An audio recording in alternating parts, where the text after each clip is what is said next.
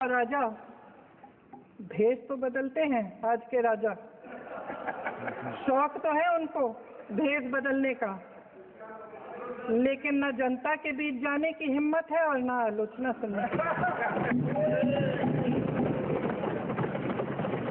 महोदय, मैं तो सदन में नहीं हूँ।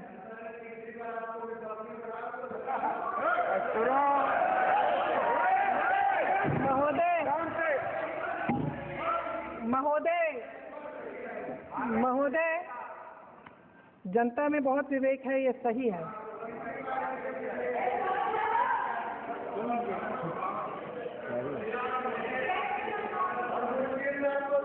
अच्छा महोदय, मैं सदन में नहीं हूँ,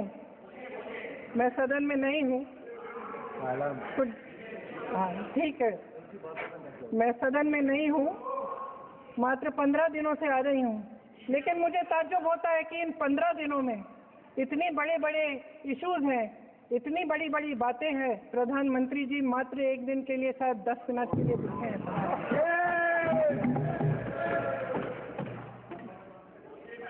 बात यह है अध्यक्ष महोदय जी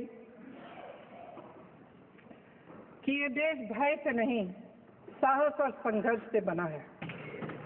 इसको बनाने वाले देश के किसान, जवान, देश के करोड़ों मजदूर और गरीब जनता है। संविधान इनको साहस देता है। मेहनती मिडिल क्लास है और इस देश के जो करोड़ों देशवासी हैं, जो रोजाना भयंकर परिस्थितियों का सामना करते हैं, उनको साहस देता है। वायनाड में जो आपदा आई, उसमें एक छोटा लड़का था 17 साल का।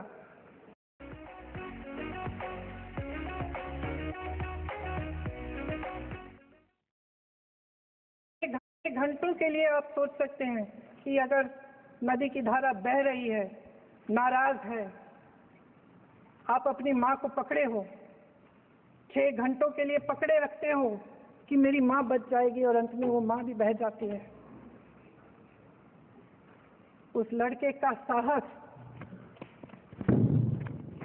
उन महिलाओं का साहस जो पीड़ित हैं लेकिन फिर भी अपनी लड़ाई लड़ रहे हैं, उन संभल के बच्चों का साहस जिनके पिताजी अभी गुजर गए, लेकिन फिर भी उनके सपनों को साकार करने की हिम्मत है, उनका साहस है, वो साहस इस संविधान ने दिया है।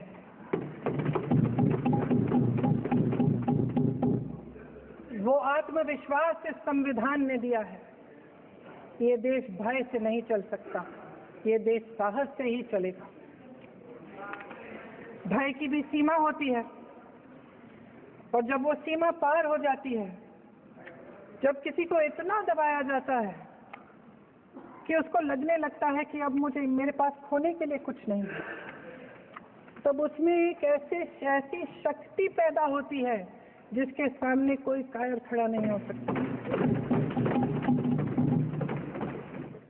महोदय, हजारों साल पुरानी हमारी देश की, धर्म की एक पुरानी परंपरा रही है।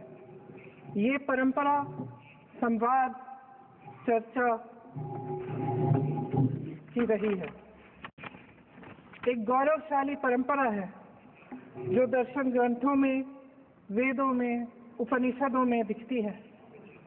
वाद विवाद और संवाद की हमारी पुरानी संस्कृति है। अलग अलग धर्मों में भी, इस्लाम में, सूफियों में, बौद्ध धर्म में, जैन धर्म में, सिख धर्म में भी ये वाद संवाद, ये चर्चा बहस, इसकी संस्कृति रही है। इसी परंपरा से उभरा हमारा स्वतंत्रता संग्राम। हमारा स्वतंत्रता संग्राम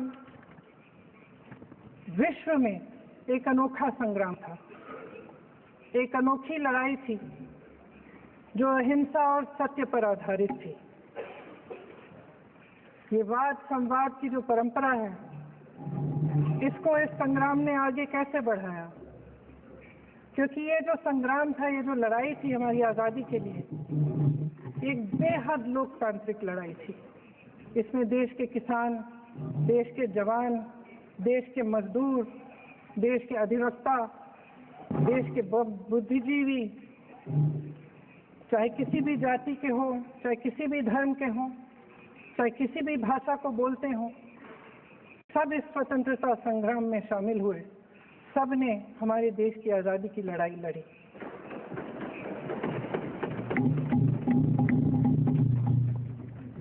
और उसी आज़ादी की लड़ाई से एक आवाज़ उभरी जो हमारी देश की आवाज़ थी।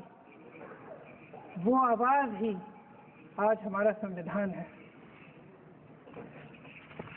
साहस की आवाज़ थी, हमारी आज़ादी की आवाज़ थी, और उसी की गूंज ने हमारे संविधान को लिखा और बनाया।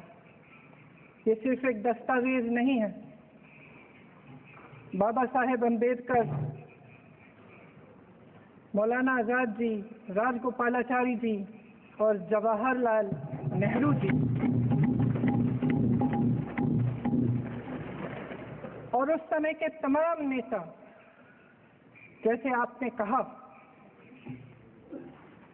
इस संविधान को बनाने की जो कार्य में सालों के लिए जुटे रहे।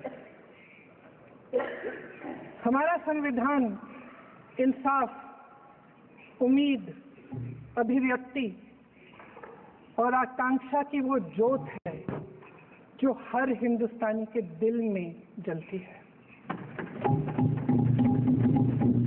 अध्यक्ष महोदय, इस ज्योत ने हर एक भारतीय को ये पहचानने की शक्ति दी कि उसे न्याय मिलने का अधिकार है, कि उसमें अपने अधिकारों के लिए आवाज उठाने की क्षमता है, कि जब वो आवाज उठाएगा तो सत्ता को उसके सामने झुकना पड़ेगा। इस संविधान ने हर एक देशवासी को ये अधिकार दिया कि वो सरकार बना भी सकता है और सरकार बदल भी सकता है।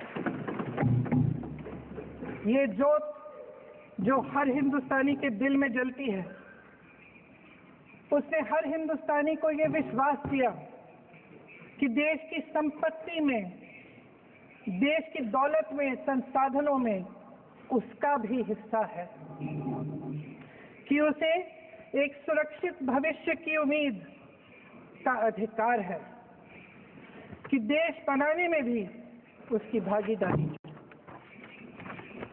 उम्मीद और आशा की ये ज्योत मैंने देश के कोने कोने में खुद देखी है। उन्नाव में मैं एक रेप पीड़िता के घर गई,